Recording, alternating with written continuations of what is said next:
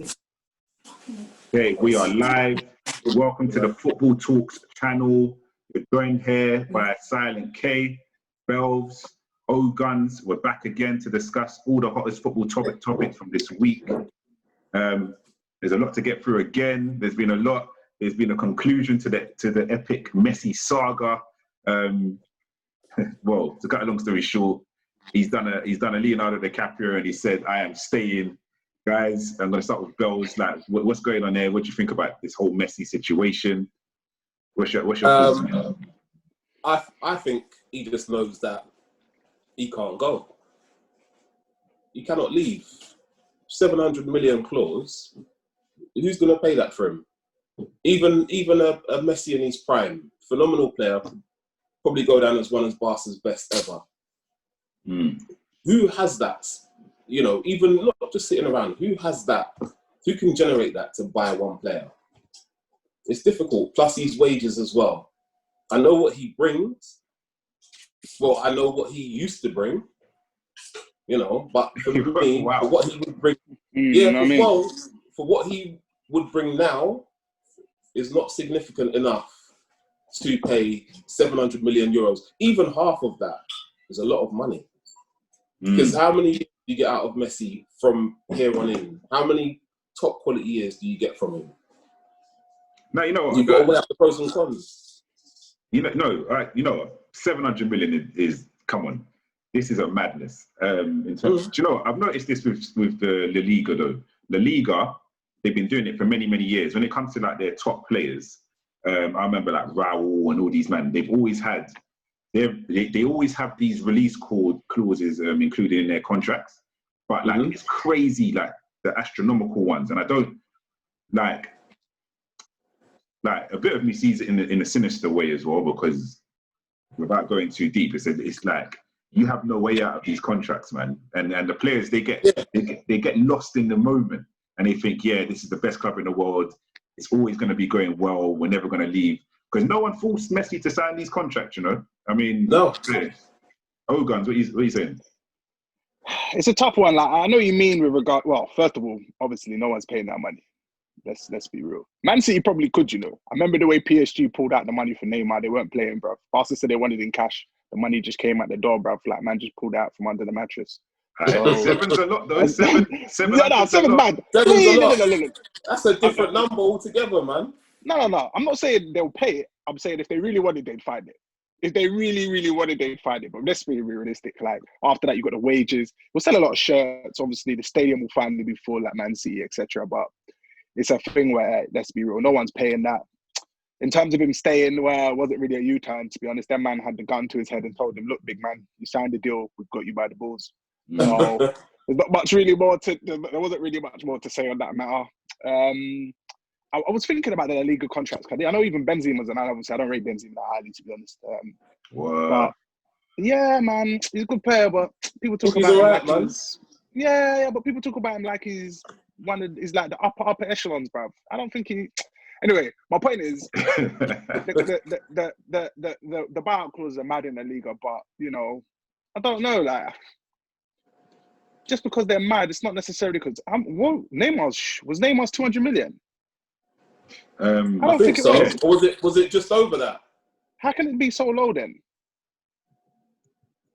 That's another one. That's something maybe to look into. But Neymar's one, obviously, 200 million, that's low when you think about it in the grand scheme of things. I know Neymar's not Messi, but 200 million, Neymar's a big global talent. And I heard Benzema's is like 500 or something, or was. So, but yeah, no, is what it is, to be honest. He's getting on. I still think Messi's a fantastic player, can still do what he needs to do anywhere he goes, but he's going to stay at Barcelona for another year. And realistically, after you get beat 8-2 like that, you know the investment's probably not coming. So I don't know what they're going to do next year anyway.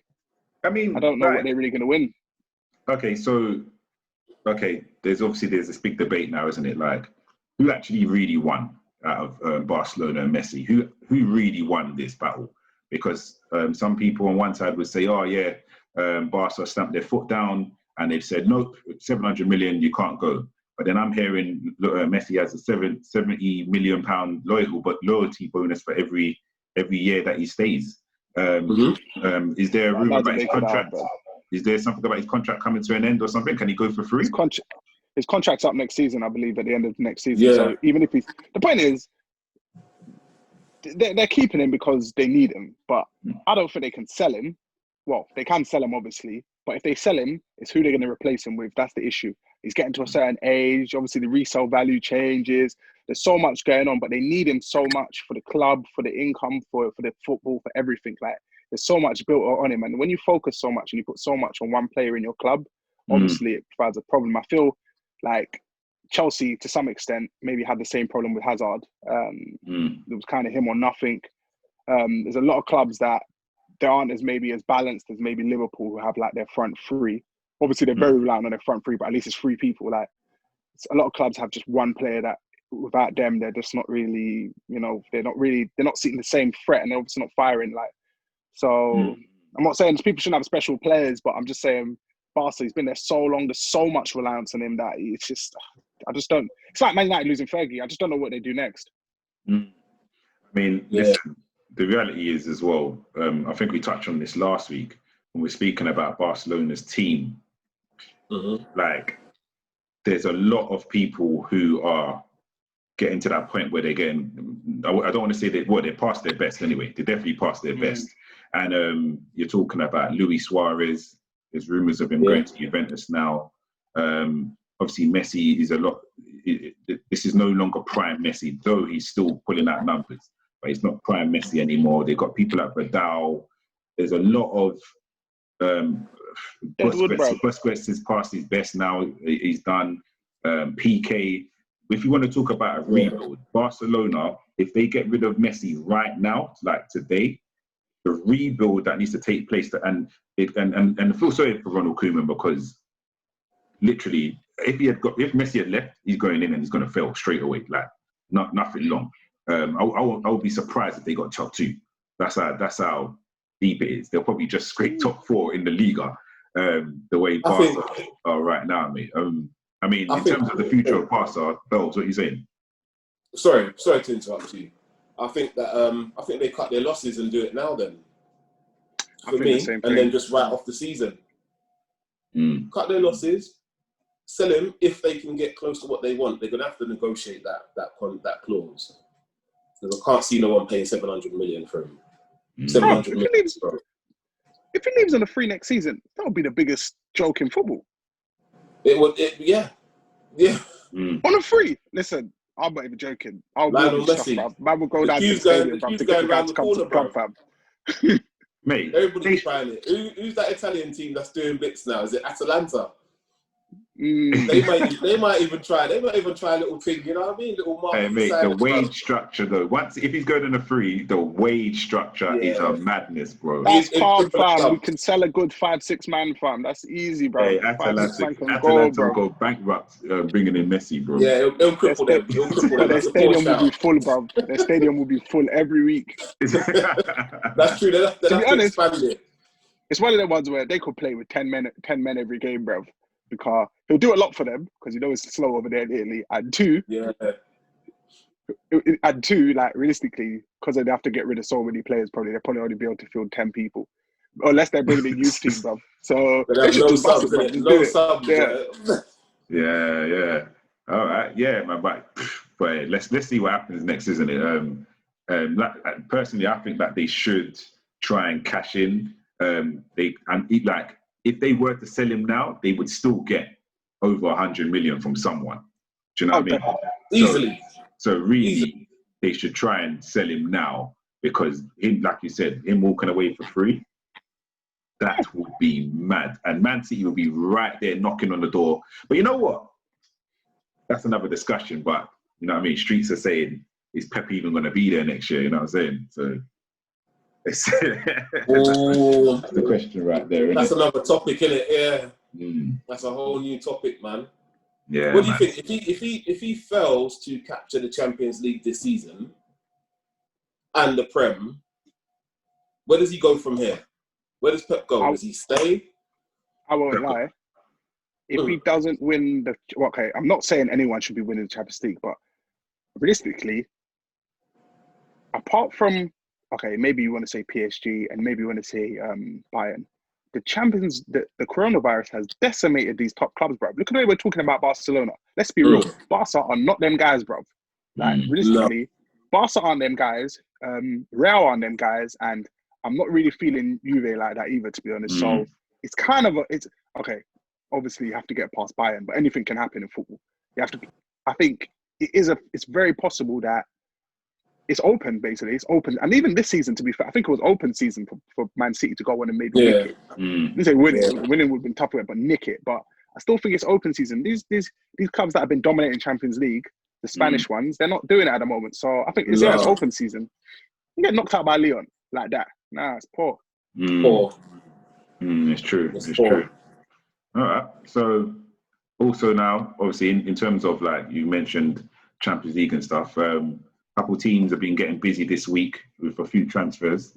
Manchester United, they pulled it out of the bag. They've got Donny, man like Donny. Yeah, United, man like Donny van der Beek is in the club. You didn't know nothing about it. Look at you on the shirt. You knew nothing man said about bag it. Fam. That any paperweight bag, bro. With nothing holding at the bottom. Wait, listen.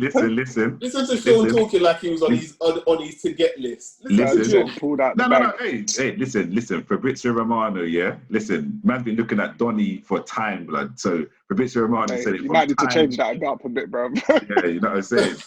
Yeah. But also, Chelsea got busy as well. They brought in Havertz as well. Big signing as well. Obviously, young German talent, a lot of ability, attacking mid, quite versatile as well. So yeah, two big signings have come in, and that really it looks like there's this whole rumor of Manchester United jumping in now to try and take Thiago. Listen, as a United fan, if Man United was to do that for me, that's an awesome signing. Yeah, he's a fantastic footballer. It's a fantastic. He's a brilliant footballer. Brilliant. But that raises questions like, what's going on with Liverpool? What is the reason why? What is happening? Like Bells, tell us. Like we need some inside knowledge because I'm a bit confused why Liverpool to wrap this up. Right. Like was mentioned earlier. We haven't spent a lot. We bought one player. Yeah, we bought one left back as cover. What's his name? Tsimikas. Costa Tsimikas. Yeah, silent T. Silent T. Okay. Trying to be like me. Yeah. I think there's money there. You can't tell me in 18 months we've won Champions League and we've won the Prem. Yeah. Let's just put COVID. No. Give me a chance, Ogans. I know that COVID has decimated clubs, isn't it? Big teams. I get it. But last season we didn't buy no one either. We bought West Ham's backup keeper, got him for free.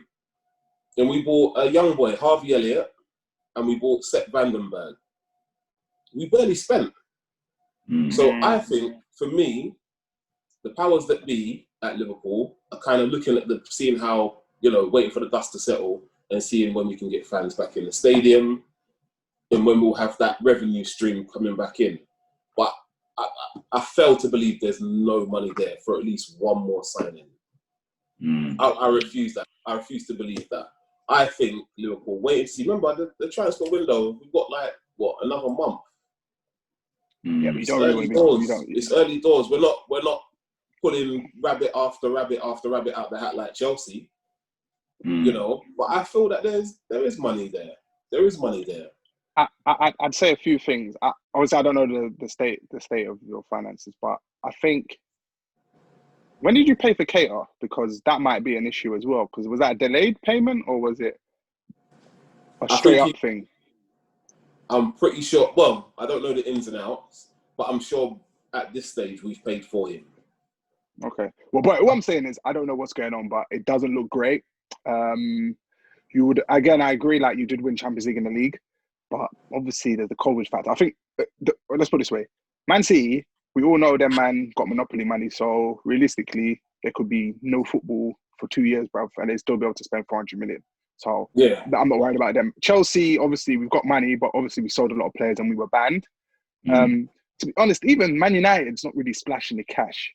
So I don't know. Like maybe there is. I don't know for 100% sure, but maybe there is maybe a few issues with the pipes, bro, and the P because I wouldn't say we've got. I wouldn't say we've got 100 million to spend now, just like that. What do you think? If a player, yeah. What do you think you need? What do you think Liverpool need to strengthen moving forward? Because like the way Klopp operates, which is you know what I mean, as a United fan, it's a bit funny to be saying this, but I've got to be honest about it. The way Klopp operates, he obviously has a profile for certain players in certain positions, in it? So he knows what type of right back he wants and so on. So so knowing that and knowing he's kind of built his first 11 how he wanted it to be, what do you think he wants now? I don't think the midfield is a pressing issue for him. I think quality backup in the wide areas, for me, and I'd go as far as to say Klopp is looking at those areas as well with some concern. We've got Shaqiri, who I do rate, but he can't stay fit. And if you can't stay fit, sooner or later you're going to become a liability. If we can't rely on you, then there's no point being there picking up wages for no reason, because that's all you're doing. So then you've got Elliot, who's not ready yet. You've got Jones, but I see Jones being more effective centrally for me. And I just think that for me, you've got no one really, really breathing down Salah and Mane's neck.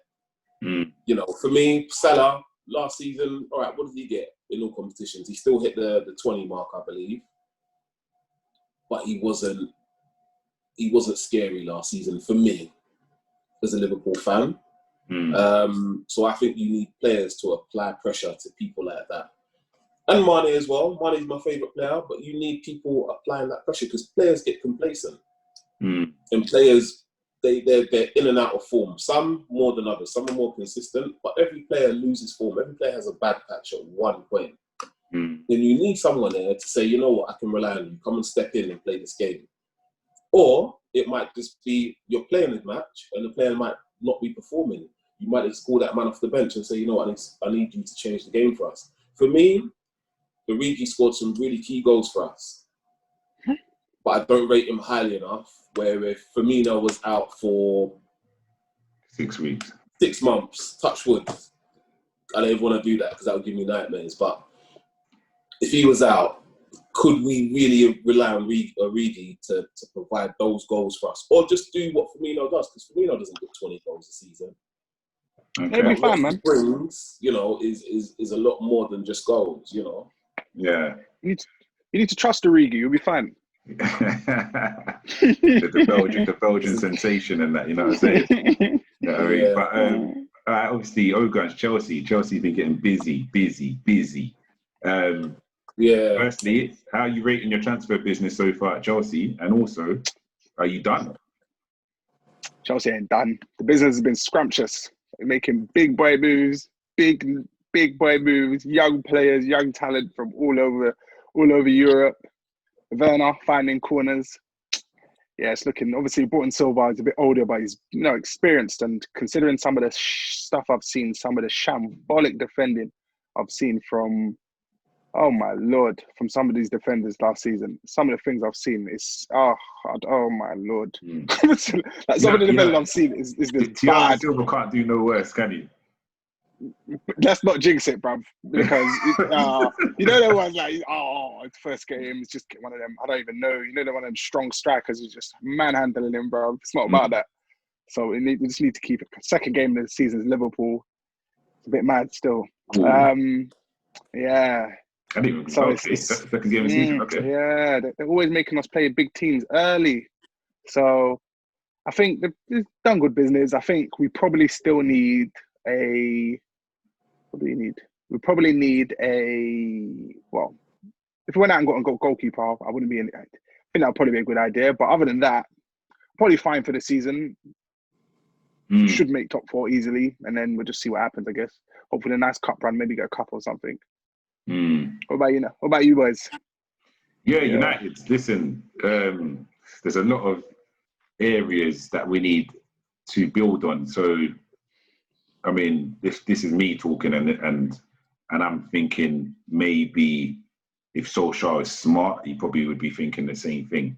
But one of the things he definitely needs to look at, and I'm hearing rumours, is definitely a backup left back or somebody to be competing with Shaw, a left-footed left back. Let me actually highlight that, because once you Man United over the last couple of seasons have had this, because Shaw's been injured, they seem to always replace Shaw with a right-footed player playing left back. It was happening with Ashley Young for the majority of the season. Now this year it's happening with Brandon Williams. When Brandon Williams got injured, Fosu Mensah coming at left back, he's playing, obviously he's right-footed again.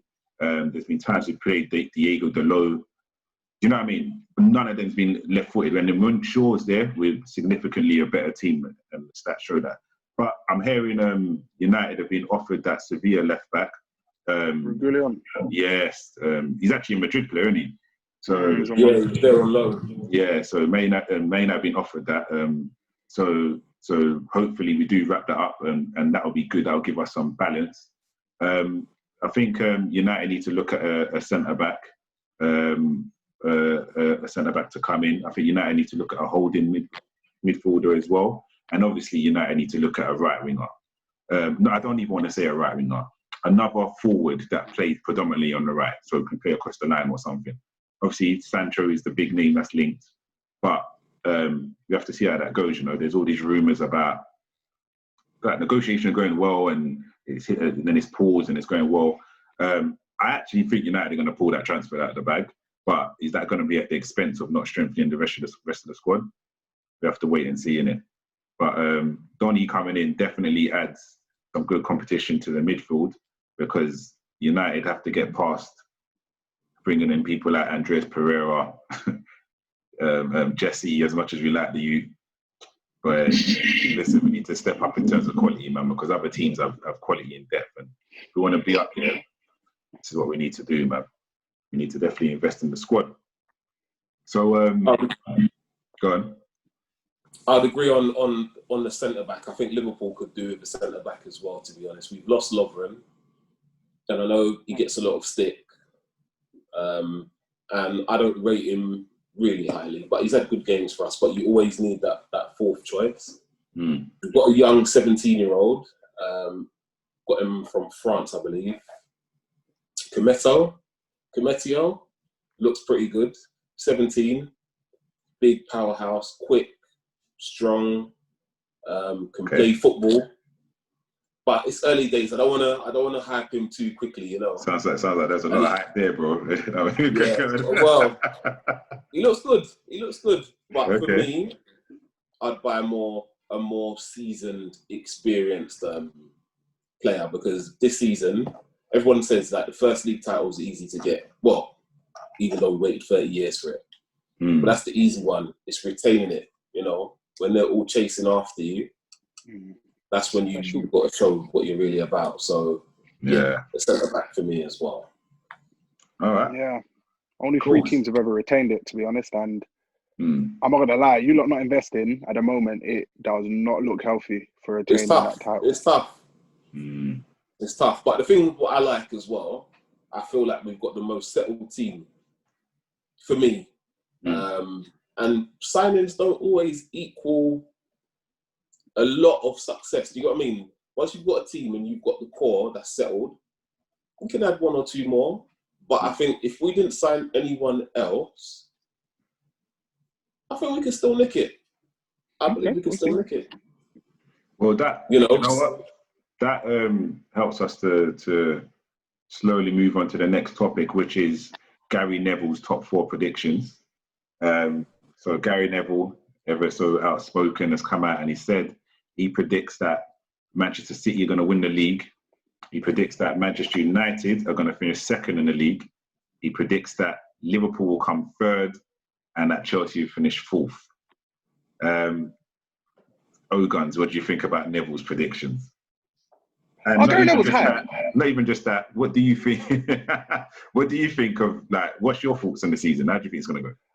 Listen, Gary Neville's high. Like, I'm not going to lie, he's probably still getting flashbacks from what happened against Barca when he got his treatment for Valencia, to be honest. Because, do you know what? I could see Man City winning the league. it is possible Liverpool could pick up some injuries that they'd come third, but why? Just because he's Man United is always the love. Oh, now they're going to come second. Like, I won't lie, Man United, the second half of the season, they really did pick up some steam.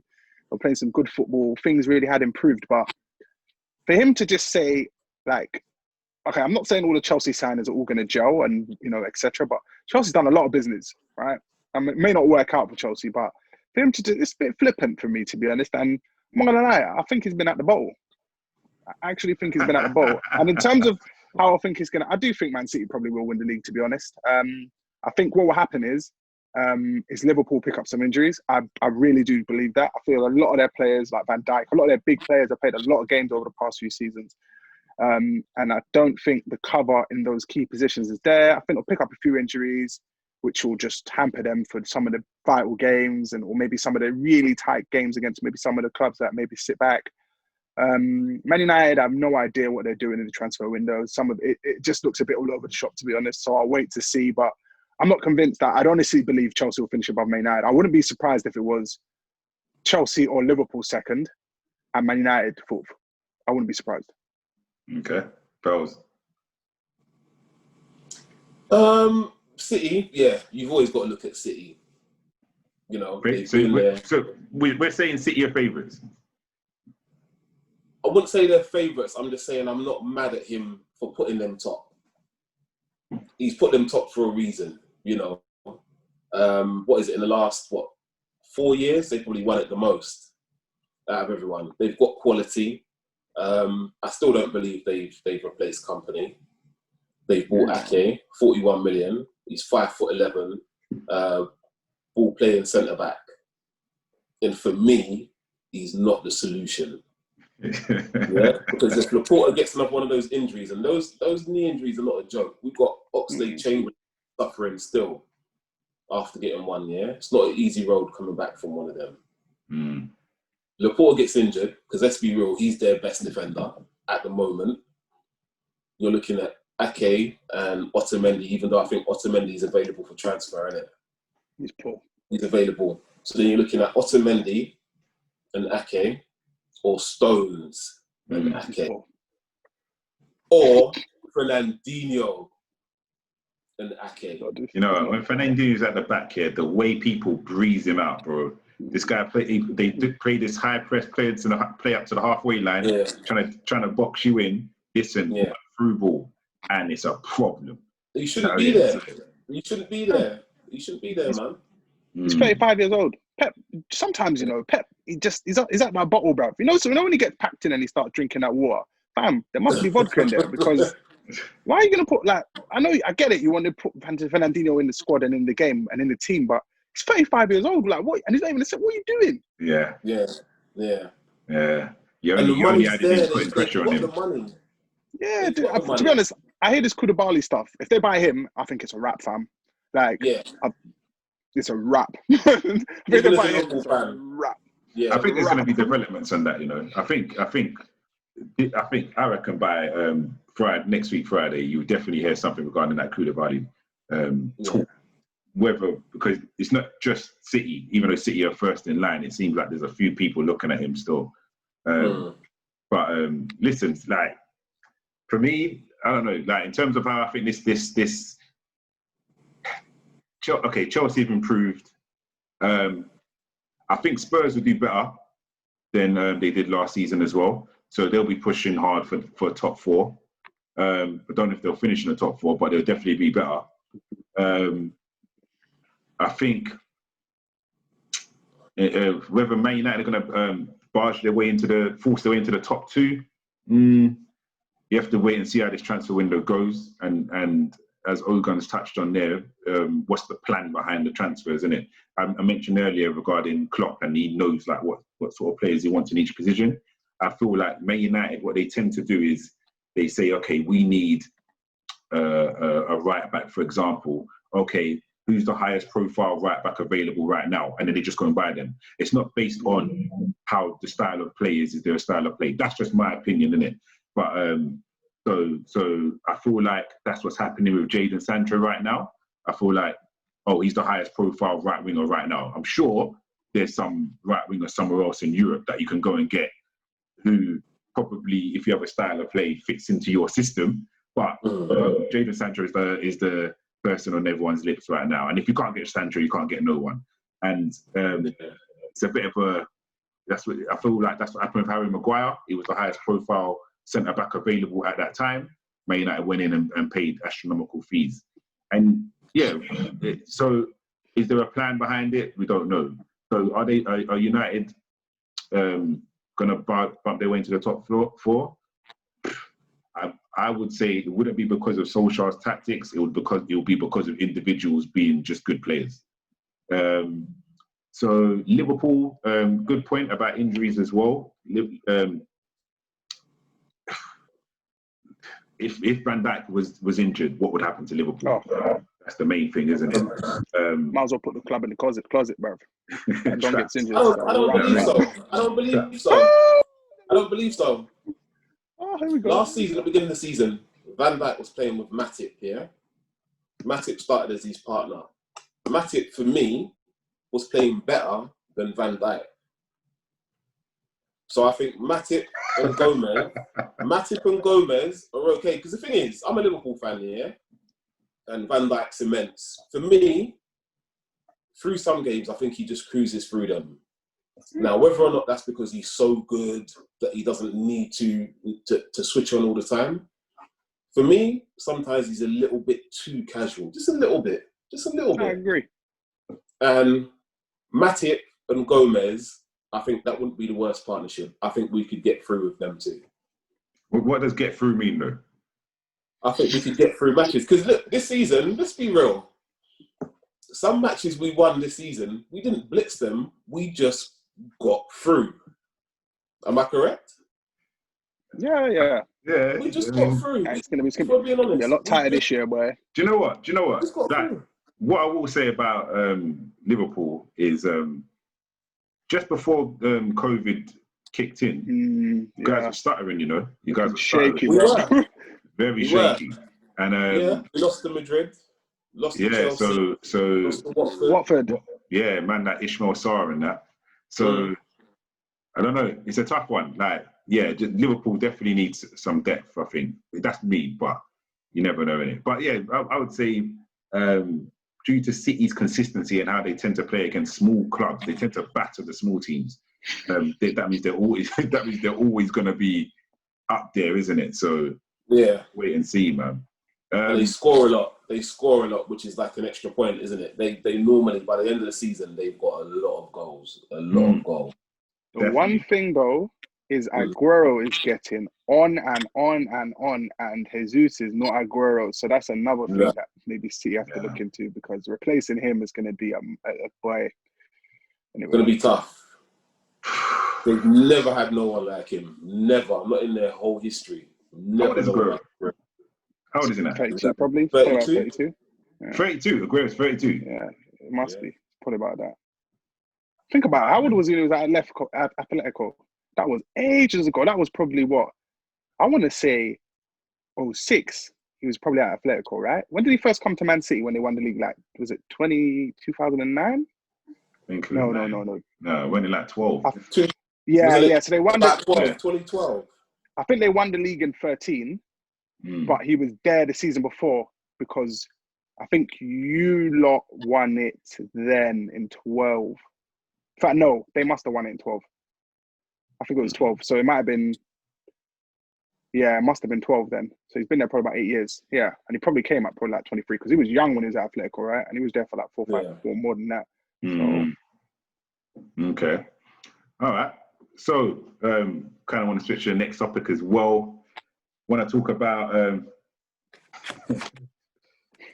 Sanchez and his comments. For those who are watching, I'm going to post up his comments of what he said in his interview. So Alexis Sanchez has basically said when he joined United after the first training session, he went back to his agent and said, "Mate, can we rip up the contract? I want to go back to Arsenal." All I will say is, like, Alexis Sanchez is probably one of the biggest disappointments in the Premier League era when it comes to moving to another big club. Alexis Sanchez, United thought he would probably do a bit of a Van Persie, come across and just carry on that same level of quality. But maybe what happened with Sanchez is when he came in,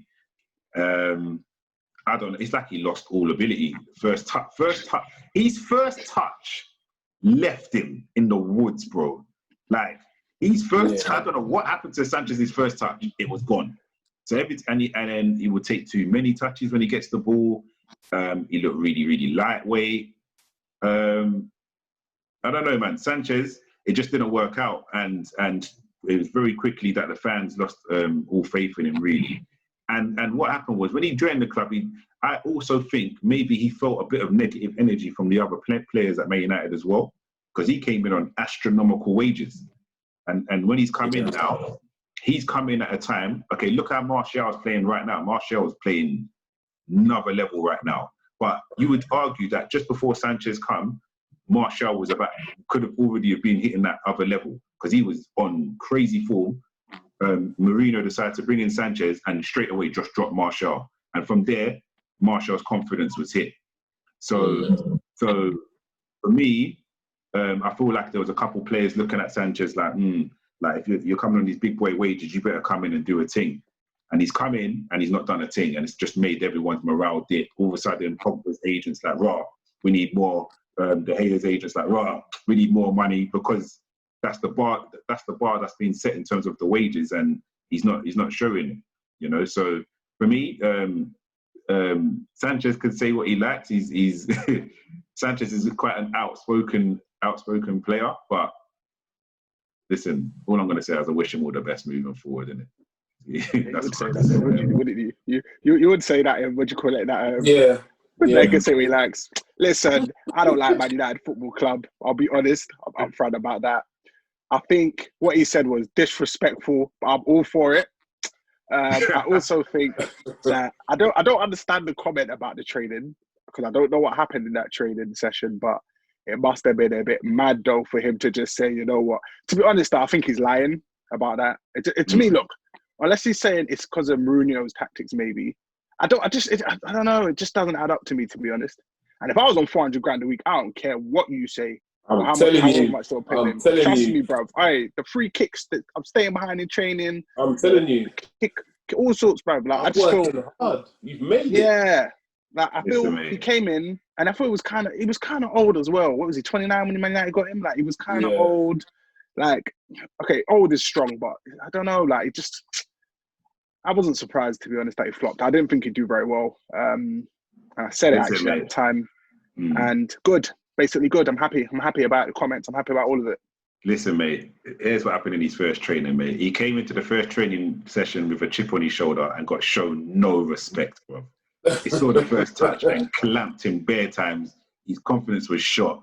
And he straight away was like, listen, let me go back to flipping Emirates Stadium now, because something bad is about to happen. You know what I mean? And here we are, innit? Sanchez. There you go, man. So yeah, I suppose it's always tough when you come in, and even though he was free, we know he was on a lot of money. He was on a lot of wages, yeah. So the spotlight's on you immediately. You're expected to hit the ground running, and he just didn't do it for whatever reason. And I think the comment about the training session is a bit of a cop out. It's a little bit of a cop out. It's a little bit of I didn't do well. Let me say, because he didn't. He was so disappointing in comparison to a Van Persie, who kind of single-handedly won that title for Man United. He's done a lot that season. He's done a lot for you lot that season. And Sanchez was at Arsenal sending defenders to the shop. And then now he's come to Man United. But yeah, he's come to Man United. I think the level was different as well. You're going to a team that's won 13 Premier League titles. There's a lot expected of you. Yeah, it's true. Bigger players have failed at United than Sanchez as well. So you should have really looked at that and thought, you know what? Rather than my agent looking for the biggest purse, let me really look at where I'm going and seeing if it's the right move for me. And he didn't do it, Yeah, definitely. All right. So, for those at home, we're introducing a new section to our Footy Talks discussions, and that's called the Straight Reds. Yeah. So the concept of this is any players or any coaches or any referees or teams that's done anything a bit shocking that deserve a straight red card. But this week, I'm putting my two people to the table, or two. One is a club and one is a player. Firstly, actually, this is debatable, but you guys are gonna go for it. I'm saying a straight red to Manchester United for their third kit. Oh, you need to give them all the red for that, mate. Hold on. Silent K. Don't let him fool you, people. Don't let him fool you. He's buying it, isn't it? He told me the top is wavy, yeah? And I'm quoting him as well. He told me the top's wavy. He said if you've got the right drop with it, the right crepes, I don't know what crepes they are. Somebody put in the comments what crepes goes with that third kit. Please. Or anything that goes with that third kit. Listen. But yeah, you told me it was wavy. You told me it was wavy. Listen, let me say something about that, yeah? You might have to hold the third red card for that comment, you know. Hey, listen, the Man United top, yeah, for me, like I said, you rock that with some jeans, yeah, some blue jeans, you know what I mean, and some white crepes, mate, you're going to be stunting in the summer, innit? I think where are you going? I think that that's where you're going. I think that that's where you're going. But I think that the kit as a whole, if you look at the shorts, yeah. Have you seen the socks? Have you seen? The whole thing's terrible. Fam, it's Lion King looking, bro. Zebra ting, fam. No, you need to stop. I said it earlier. There's not one team that's had a consistent colour all the way down, consistent thing all the way down. No team has a striped top and striped shorts. As far as I'm aware, I've never seen that because that's. But those aren't stripes, bro. What are they? They're not. Yeah. It doesn't even follow any form of pattern. Adidas are mocking Manchester United with that third kit. They're actually mocking Manchester United with that third kit. So I don't know what's going on there. So for me, that's a straight red. And another thing I want to put to the table is a straight red. Well, it might be a straight red for the person that snitched on him, but I'm going to give a straight red to Yaya Toure, man. We might need a 10-game ban with that, fam. We might need a 10-game ban with that. This is Soccer Aid, isn't it? This is a charity game.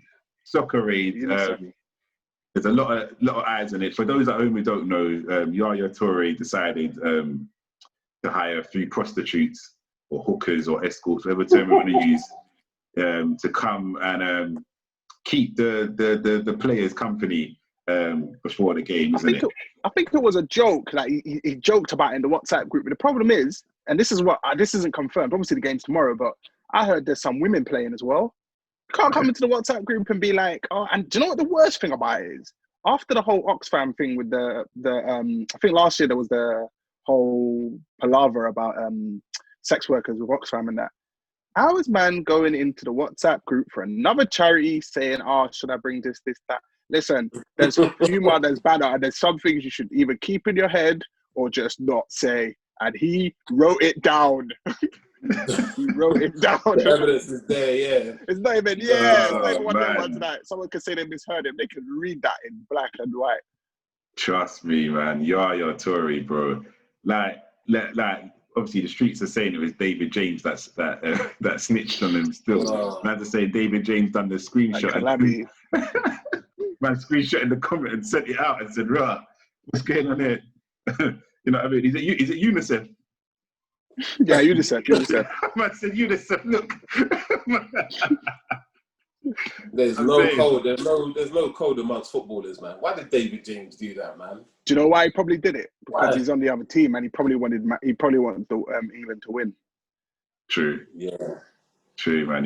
Because Yaya Toure playing for the other team is let's be real. I think because it would have been Yaya and SCN in the midfield. It could have been a myth. Yeah, England would have got battered. To be fair, they would have got battered, didn't it? I know England are currently playing right now. What's the score in this game now, man? I'm not sure. England, I'm not sure. You know, it was 0-0 last time I checked. 0-0. Still, oh my God, Kyle Walker and one other Don for Iceland have been sent off. What is going on here? 2 red cards, so it must have been a fight. No, it wasn't. It's like 19 minutes difference between the two. This is a shocking game. 0-0. What the hell is going on there? I'm looking at the substitutions as well. Danny Ings came on for Phil Foden. Trent Alexander came on for Jadon Sancho. Penalty to England. I think 89th minute.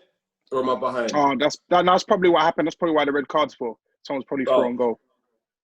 So I'm assuming they didn't score the penalty. So they yet to take it. No, they've scored the penalty. It's in. Sterling scored. Right, yeah, 1-0. England 1-0, 90th minute. Wow. Didn't Iceland knock England out of that tournament though? The Euros, isn't it? Bad. Yeah, that was bad. What a way to end the show, innit? we just check in and England score right there and then, man. So yeah, guys, Sterling. Yeah. So yeah, guys. Yeah, for those who are at home, hopefully you've enjoyed today's show, today's chat, today's footy talk. A lot of things to discuss and a lot of things that we've covered today. Listen, share your views, share your opinions as well. Like, comment, subscribe. We're out. Peace. Cool.